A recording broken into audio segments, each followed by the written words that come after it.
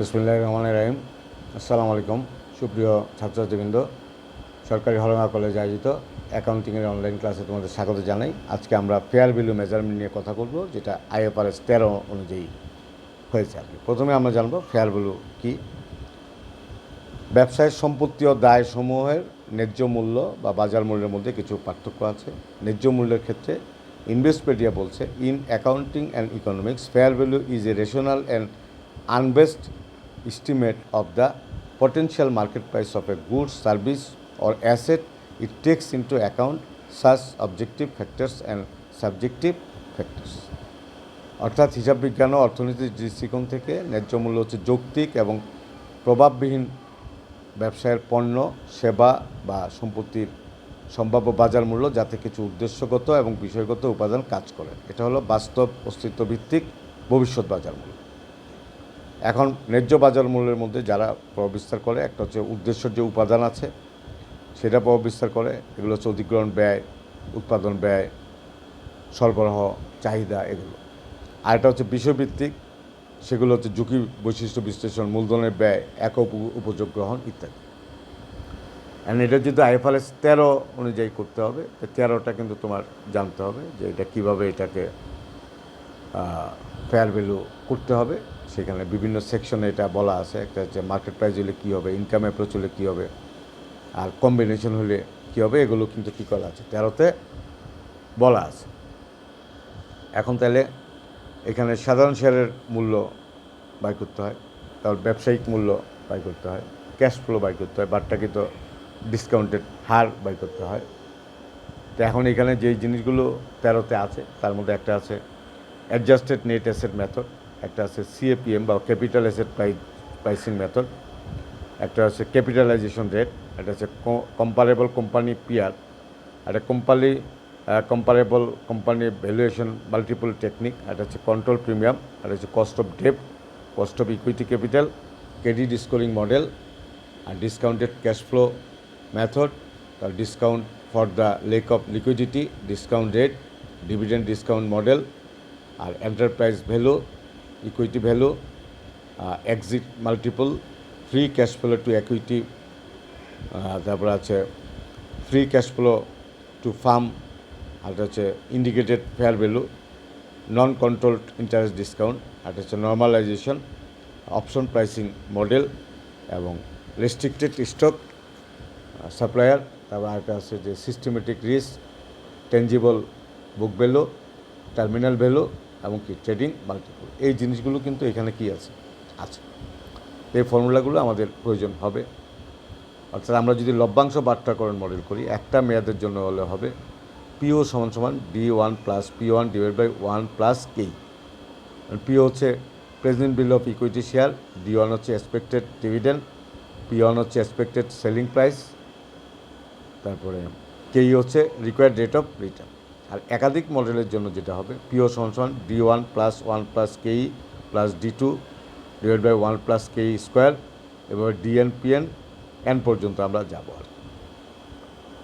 আর স্থির লভ্যাংশ বৃদ্ধি মডেল, আমরা যদি শূন্য গ্রোথ প্রবৃত্তির জন্য আরেকটা আছে। তারপরে ফ্রি ক্যাশ ফ্লো, এটাও কী করতে হবে, আমাদের আলোচনায় নিতে হবে।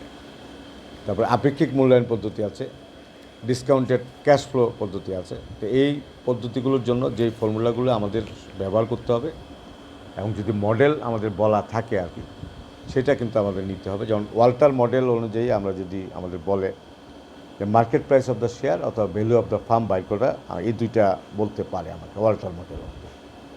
তো ওয়াল্টার মডেল অনুযায়ী যদি আমাকে market price of the share বলে, তাহলে আমাকে হবে PO = D + R / K × E - D / K। মানে D হচ্ছে ডিভিডেন্ড পার শেয়ার, আর হচ্ছে রেট অফ রিটার্ন, E হচ্ছে আর্নিং পার শেয়ার, K হচ্ছে কস্ট অফ ক্যাপিটাল, P হচ্ছে মার্কেট প্রাইস পার শেয়ার।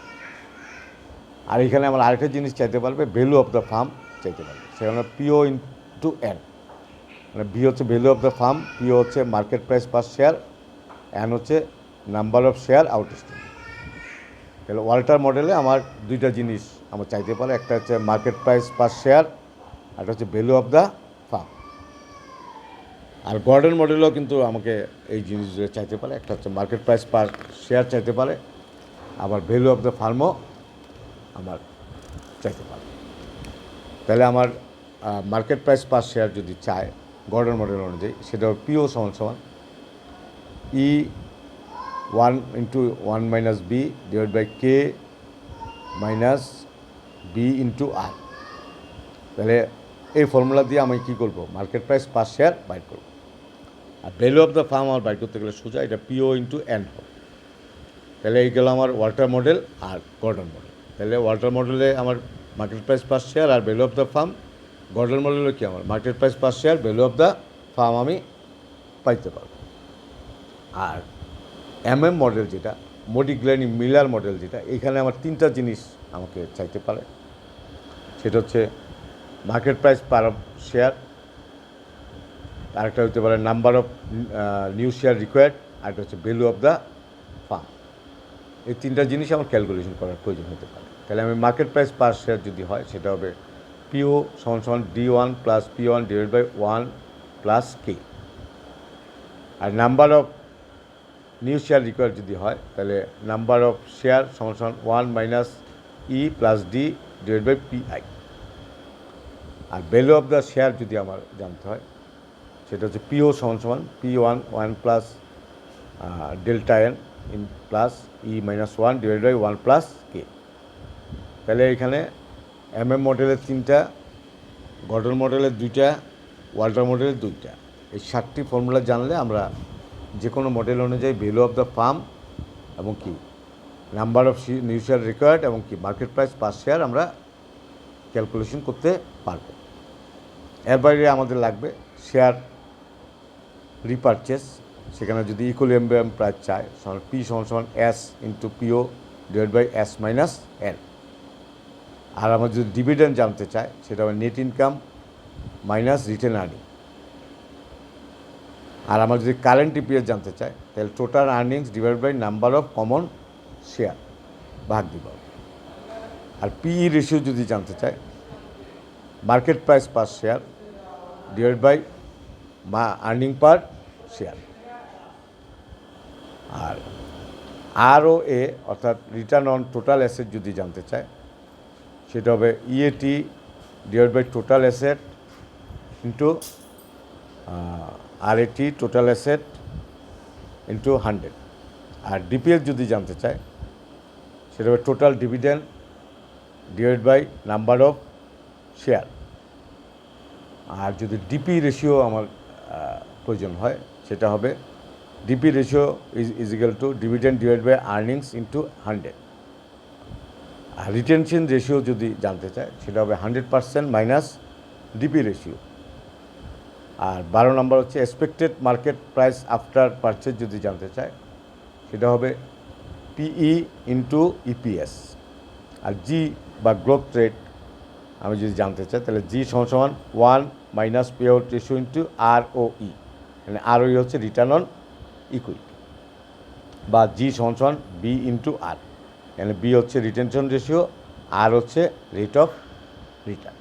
তাহলে এই যে ফর্মুলাগুলো এগুলো পড়ার পরে আমার value of share zero growth কী হবে, তারপর কনস্ট্যান্ট গ্রোথে কী হবে এগুলো আমার জানতে হবে। তারপরে আমার প্রত্যেক ক্ষেত্রে কিন্তু মার্কেট প্রাইস পার শেয়ারটা খুবই গুরুত্বপূর্ণ ভূমিকা হবে আর কি। তারপরে আমাদের যেটা প্রয়োজন হতে পারে number of share, number value of the farm, তারপরে আমাদের নাম্বার অফ রিকোয়ার্ড শেয়ার, ডিভিডেন্ডও হতে পারে যে প্রেজেন্ট ভ্যালু অফ ডিভিডেন্ডের ক্ষেত্রে এটা কী হবে। কিন্তু সবচেয়ে অনেক গুরুত্বপূর্ণ হচ্ছে নাম্বার অফ কি ভ্যালু অফ দ্য শেয়ার।